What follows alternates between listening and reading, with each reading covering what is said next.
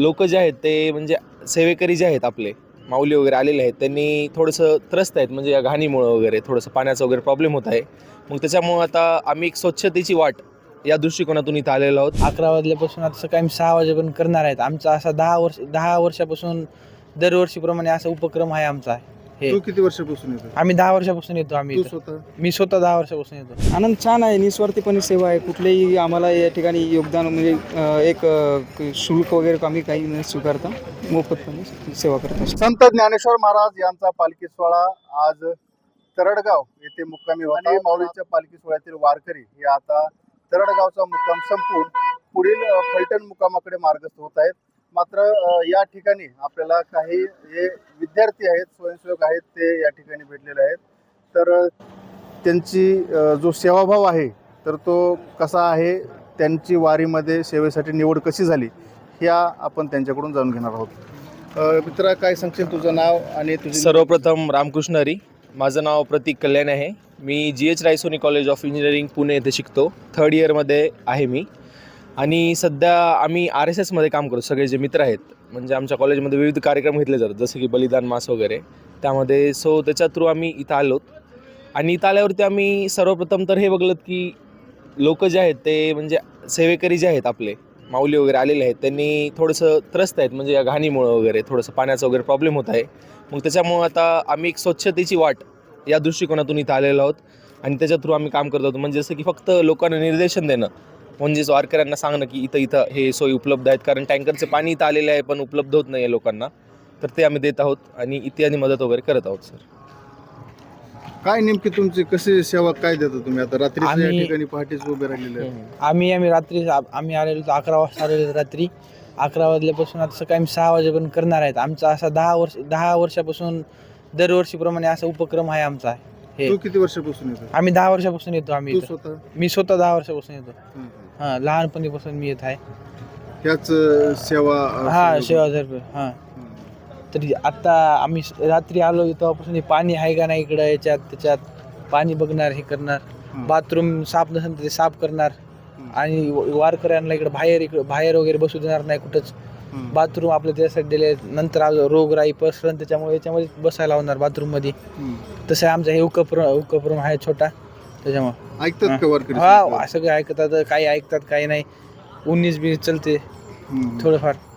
म्हणजे बाकी वारी स्वच्छता, आरोग्य वारी म्हणून. हां, स्वच्छता फक्त. हां, माऊली चाले ती पंढरी स्वच्छता वारी, असं आमचं हेच हे आहे फक्त. होय, त्याच्यासाठी काय तुम्हाला पैसे वगैरे मिळतात? नाही, काही नाही. निस्वार्थपणे आहे आमचं. दरवर्षी 1 दिवस काढतो आम्ही, 1 रात्र वारकऱ्यांसाठी, बस इतकंच आहे. एक दिवसात का संपूर्ण वारी?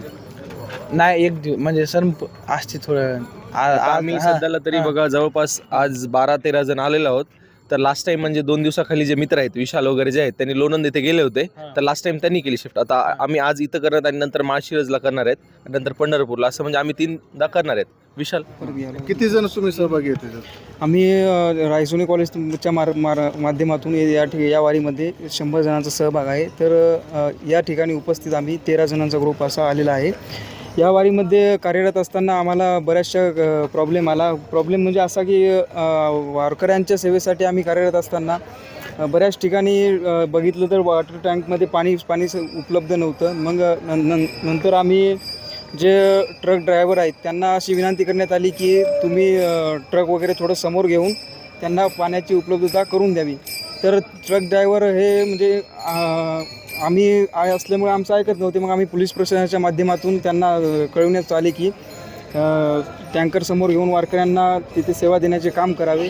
तर थोड्या वेळाने त्यांनी मदत आमची म्हणजे केली. तुम्ही हे जे मोबाईल टॉयलेट वगैरे ठेवले जातात, तर त्या ठिकाणी जाऊन स्वच्छता आहे, पाणी आहे की याचं पाणी काम करतात? आम्ही त्या ठिकाणी कर्मचाऱ्यांच्या माध्यमातून ती स्वच्छता प्रोव्हाइड करतो त्यांना, वारकऱ्यांना. आणि अशा पद्धतीने आमची सुविधा ही चालू असते. ते वारकऱ्याची सेवा करताना काय आनंद कसा वाटतो? आनंद छान आहे, निस्वार्थीपणे सेवा आहे. कुठलेही आम्हाला या ठिकाणी योगदान म्हणजे शुल्क वगैरे आम्ही काही न स्वीकारता मोफतपणे सेवा करत असतो.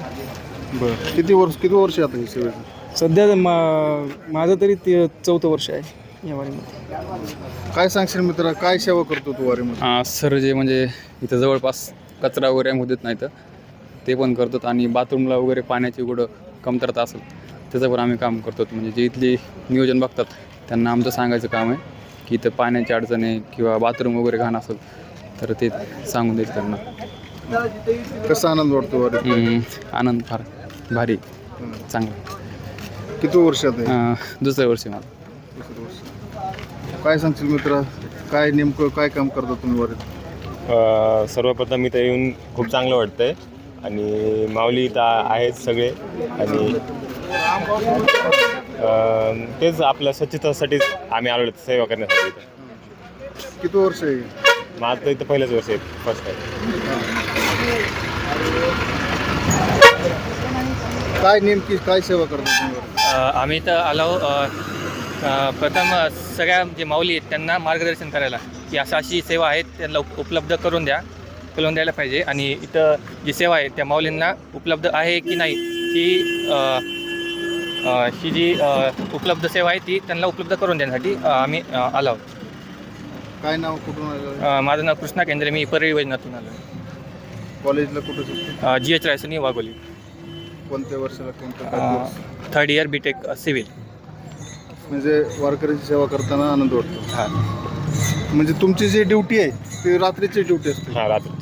सेवाभावी तरुण आहेत, हे सर्व तरुण यांची रात्रीची ड्युटी असते आणि ज्या मुक्कामाच्या ठिकाणी स्वच्छतागृह, फिरते स्वच्छतागृह ठेवलेले असते तर त्या ठिकाणी जाऊन तिथे व्यवस्थित लाईट सुरू आहे का, त्या ड्रममध्ये पाणी आहे का, हे सर्व व्यवस्था पाहणे आणि जर नसेल तर तिथे उपलब्ध असलेले कर्मचारी किंवा इतर जे काही प्रशासकीय कर्मचारी असतील तर त्यांच्याशी समन्वय साधून ह्या सर्व सुविधा चांगल्या ठेवण्यासाठी प्रयत्न करणे यासाठी ते काम करत असतात. संत ज्ञानेश्वर महाराज पालखी सोहळ्यातील संपूर्ण अपडेट्स आपण पाहणार आहोत. ज्ञानेश्वर फड, डिजिटल प्रभात, तरडगाव.